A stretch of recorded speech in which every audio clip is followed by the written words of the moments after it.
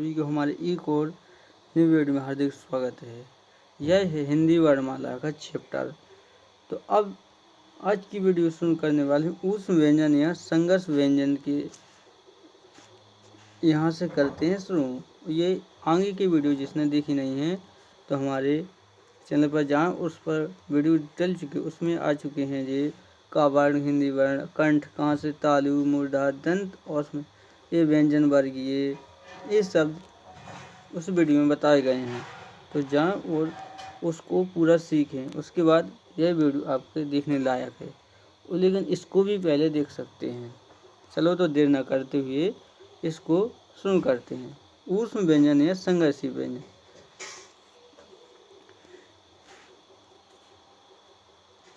जिन वर्णों का उच्चारण अत्यधिक संघर्ष के साथ ज़्यादा उस का प्रयोग हो तब तथा व्यंजन ऊष्म या संघर्षी व्यंजन कहलाता है। हिंदी वर्णमाला में ऊष्म व्यंजन या संघर्षी व्यंजन वर्णों की संख्या 4 है। ऊष्म व्यंजन या संघर्षी व्यंजन निम्न 4 हैं। स, साहा, काकलीय व्यंजन या काकलीय व्यंजन। हिंदी की वर्णमाला में केवल हा व्यंजन काकलीय है। काकलीय व्यंजन या काकलीय व्यंजन ऐसा व्यंजन होता है जिनका उच्चारण प्रमुख रूप से कंठ द्वार के प्रयोग द्वारा किया जाता है।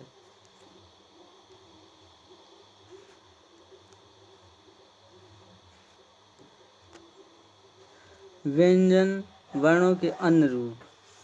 द्विगुण व्यंजन, उत्त्यस्त व्यंजन, तड़नजद व्यंजन, फेंका हुआ व्यंजन। जो व्यंजन वर्ण दो गुणों से मिलकर बना है उसे द्विगुण व्यंजन कहते हैं। द्विगुण व्यंजन कब और कहाँ प्रयोग होता है इस आधार पर इनके नाम उत्तित या तड़जत है। द्विव्यंजन को जिह्वा के स्पर्श से मुंह बाहर तेजी से फेंक देते, इसलिए इसको फेंका हुआ व्यंजन भी कहते हैं। हिंदी की वर्णमाला में इनकी केवल कुल संख्या 2 है। ढ, ढ। इसका प्रयोग या यह हमेशा किसी भी शब्द के बीच में या अंत में आते हैं। यह कभी भी आरंभ में नहीं आते हैं, जैसे पढ़ना, लड़ना, खड़ा, चढ़ाना आदि।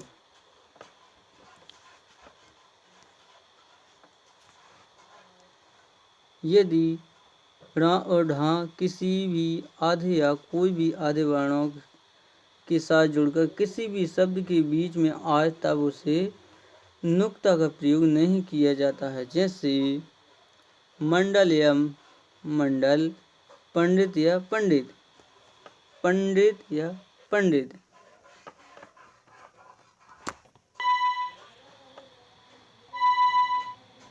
द्विगुण व्यंजन का प्रयोग कभी भी अंग्रेजी शब्द के साथ नहीं होता है, जैसे रोड, रीड इत्यादि। नुक्ता ण और ढ के नीचे जो बिंदु है उसे नुक्ता कहते हैं।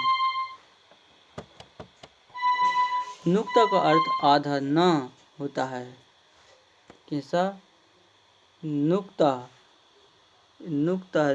का अर्थ आधा न होता है, जिसका प्रयोग शब्द पर जोर देने के लिए होता है, किंतु अनुस्वर में प्रयुक्त आधे न का प्रयोग शब्द पर जोर देने के लिए कभी नहीं होता। हिंदी वर्णमाला में मूल रूप से नुक्ता अरबी फारसी के प्रभाव से आए हैं। नुक्ता व्यंजन ऐसे व्यंजन को बनाने के लिए प्रयोग होते जो पहले से मूल लिपि में ना हो, जैसे कि और मूल देवनागरी वर्णों में नहीं था और ना ही यह संस्कृत में पाया जाता है। आगत व्यंजन।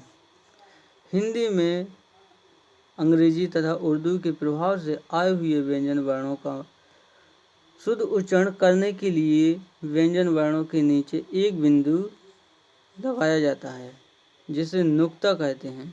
नुक्ता लगे हुए व्यंजन वर्णों को ही आगत व्यंजन कहते हैं। इनकी कुल मूल संख्या 5 तथा कुल संख्या 6 है। मूल संख्या का ख घ ज फा का ख गा जा फा। कुल संख्या का आ का ख गा जा फा। आ वर्ग नुक्ता सही टाइप नहीं होता है।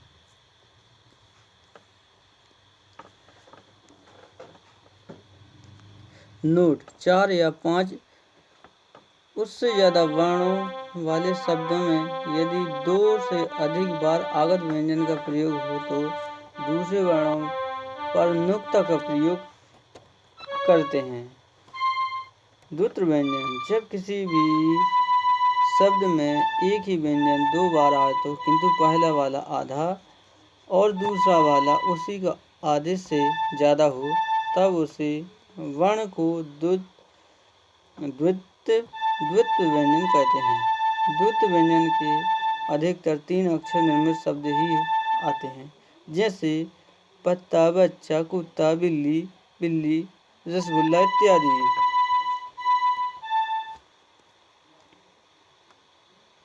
संयुक्त व्यंजन वैसे तो जहाँ भी 2 अथवा 2 से अधिक व्यंजन मिल जाते हैं वे संयुक्त व्यंजन कहलाते हैं, किंतु देवनागरी लिपि में संयोग के बाद रूप परिवर्तन हो जाने के कारण इन चारों को गिनाया गया है या 2 व्यंजन से मिलकर बने हैं, जैसे छा का प्लस सा, त्रा टी ता प्लस आर, ज्ञा जा प्लस या, स्रा सा प्लस आर। कुछ लोग छात्र ज्ञा स्रा को भी हिंदी वर्णमाला में गिनते हैं, पर ये संयुक्त व्यंजन हैं अर्थात यानी अतः इन्हें वर्णमाला में गिनना उचित प्रतीत नहीं होता है, परंतु वर्तमान में इन्हें हिंदी वर्णमाला में गिना जाता है। अयोगवाह हमेशा स्वतंत्र रूप से प्रयोग नहीं होता है, क्योंकि यह स्वर में अयोग है अर्थात सिर्फ सा चलने में सहयोगी है। हिंदी वर्णमाला में इसके 2 रूप होते हैं, अनुस्वर और विसर्ग। अनुस्वर और विसर्ग पहले जानते हैं अनुस्वर को। अनुस्वर हमेशा स्वर के बाद आता है, व्यंजन वर्ण के बाद या व्यंजन वर्ण के साथ अनुस्वर और विसर्ग का प्रयोग कभी नहीं होता है, किंतु यानी चूंकि व्यंजन वर्णों से पहले से ही स्वर वर्ण जुड़े होते हैं, जैसे गंगा, रंगून, तंदूर। अनुस्वर की संख्या 1 है। अंग इसमें ऊपर लगी हुई बिंदु का अर्थ है आधा ना होता है।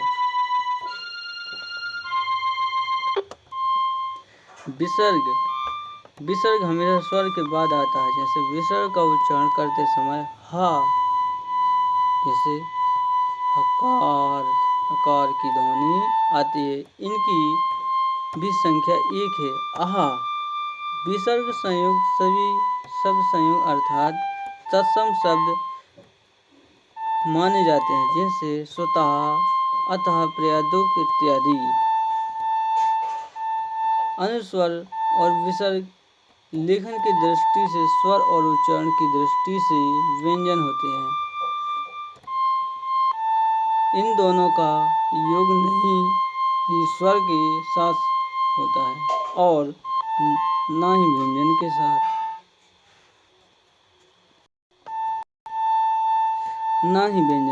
इसलिए इन्हें अयोग्य कहते हैं। फिर ये एक अलग अर्थ का वाहन करते हैं, इसलिए अयोग्यवाह कहलाते हैं। अब सीखने वाले हिंदी वर्णमाला में अनुनासिक वर्णों 2 प्रकार के होते हैं। चंद्र यानी स्वनिम चिन्ह, यह है स्वनिम चिन्ह।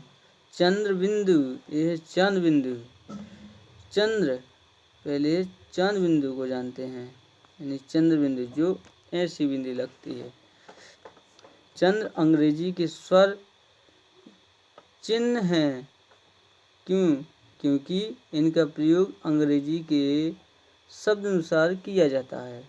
और चंद्र यानी स्वमेन चिन्ह के प्रयोग के निम्न नियम हैं। यह अंग्रेजी के मूल शब्द के साथ प्रयोग में आता है। परिवर्तन शब्दों के साथ कभी भी प्रयोग नहीं होता है, जैसे पोलिम, मूल शब्द पुलिस, परिवर्तन शब्द आदि। जब अंग्रेजी वर्ण जीरो के पहले और बाद में कोई अन्य अंग्रेजी का वर्ण अवश्य हो, परंतु वो कभी न हो, तब अधिकतर चंद स्वमेन चिन्ह का प्रयोग करते हैं।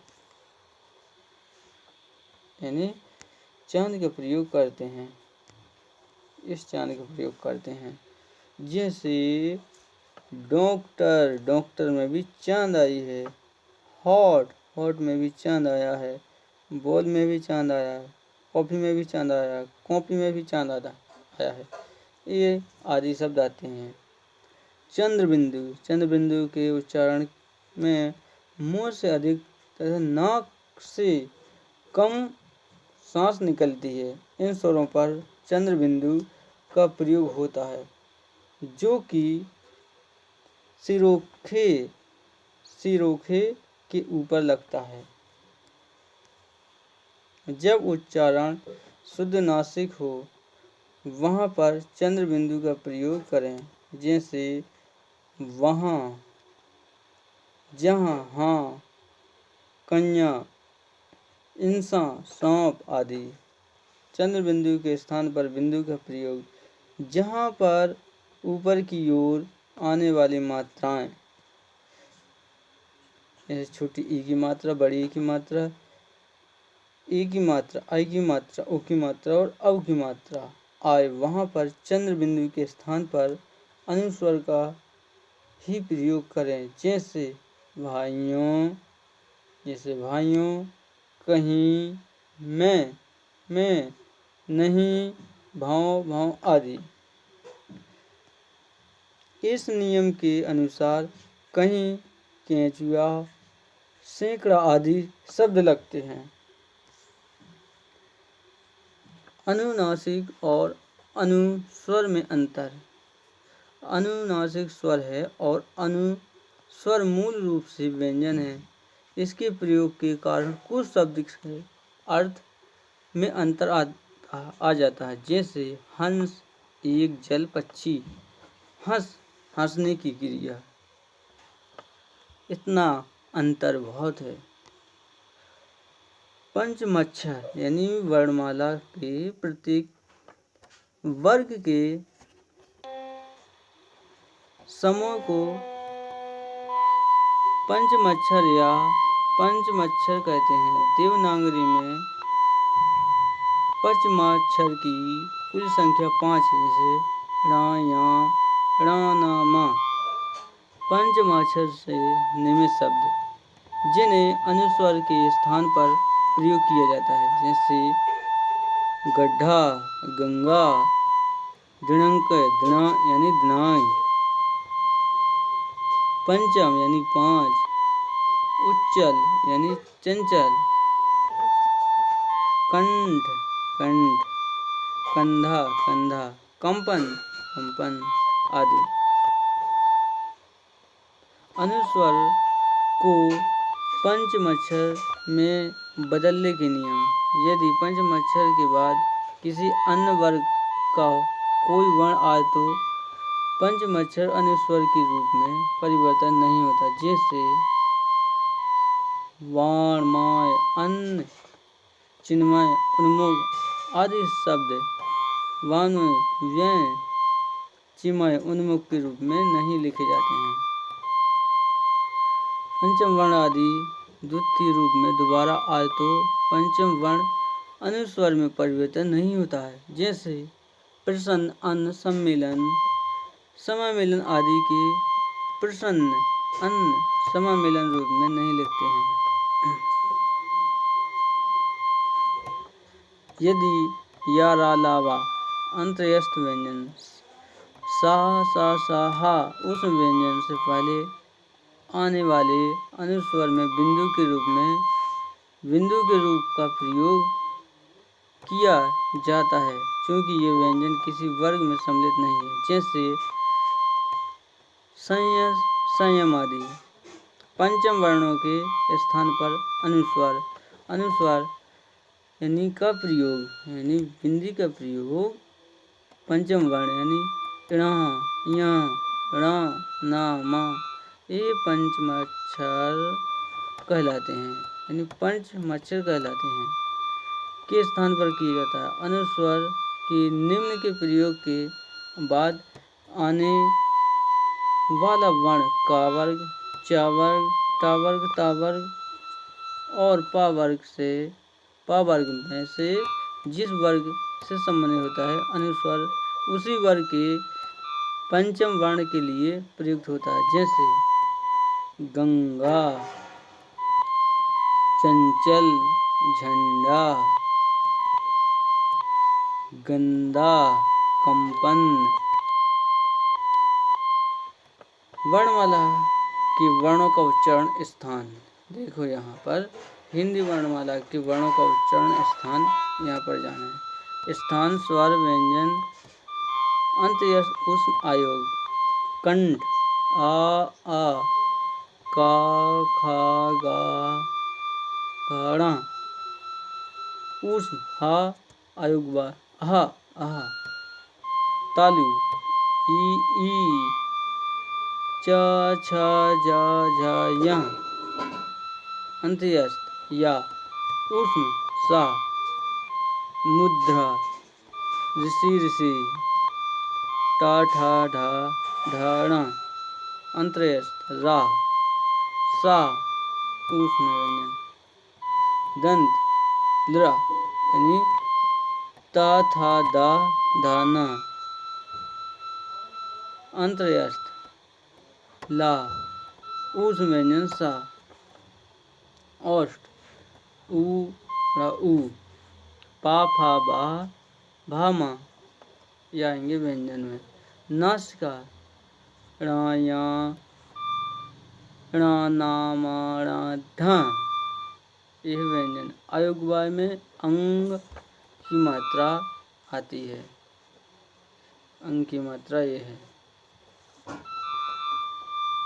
कंठ तालु ई आए कंठ उठता है आओ ओ औ दंत उठता है यह वा। पंचम अक्षर के उच्चारण स्थान पंचमाक्षर डा या णा नामा के संयुक्त रूप से उच्चारण स्थान नासिक होता है, परंतु अलग अलग पंचमाक्षरों का उच्चारण स्थान उपर्युक्त सूची के अनुसार होता है। जैसे हिंदी वर्णमाला के 52 अक्षर कौन कौन से हैं?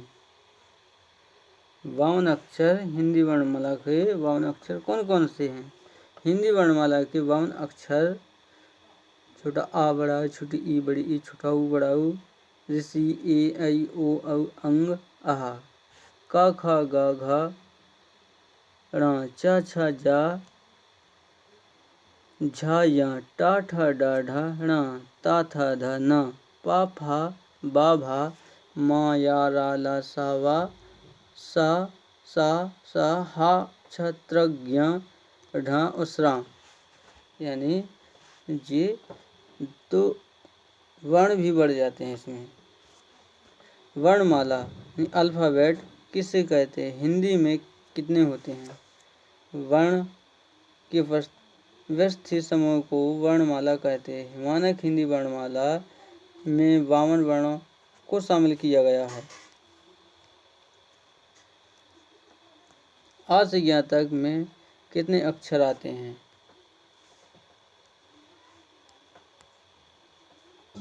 आ से ज्ञ में कुल अक्षर 52 मानक अक्षर 52 लेखन के आधार पर अक्षर 52 मूल या मुख्य अक्षर 44 उच्चारण के आधार पर कुल अक्षर 45 होते हैं। हिंदी वर्णमाला का पहला वर्ण सा है। देवनागरी लिपि या हिंदी वर्णमाला का पहला वर्ण आ है। इसके अतिरिक्त संयुक्त हिंदी, मराठी, नेपाली आदि भाषा की वर्णमाला का पहला अक्षर एवं ध्वनि यही है। यह एक स्वर है। हिंदी वर्णमाला। हिंदी में मूल स्वर कितने हैं? हिंदी वर्णमाला के मूल स्वर 11 होते हैं।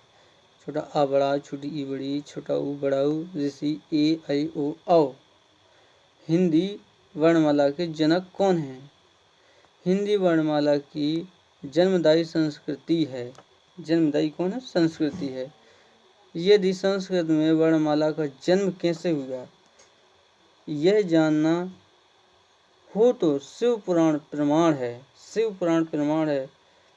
ये तो हिंदी या भारतीय भाषाओं के बारे में यह प्रमाणित है कि इनका कोई लेखक नहीं है, बल्कि इनकी उत्पत्ति एक ओमकार से हुई है। विशेष जानकारी हेतु शिव पुराण का अध्ययन है। हिंदी वर्णमाला में कुल कितने वर्ण होते हैं? हिंदी वर्णमाला में कुल 52 वर्ण होते हैं, जो इस प्रकार है।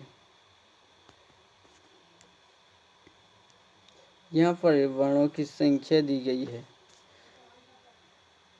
लेखक के आधार पर हिंदी वर्णमाला कितने हैं? लेखक के आधार पर हिंदी वर्णमाला में वर्ण 52 हैं। 13 स्वर, 39 व्यंजन होते हैं। हिंदी वर्णमाला में मानक वर्ण की संख्या कितनी है? हिंदी वर्णमाला में मानक वर्ण 52, 13 स्वर, 39 व्यंजन होते हैं। हिंदी वर्णमाला में मूल वर्ण कितने होते हैं? हिंदी वर्णमाला में मूल वर्ण 44, 11 स्वर, 33 व्यंजन होते हैं।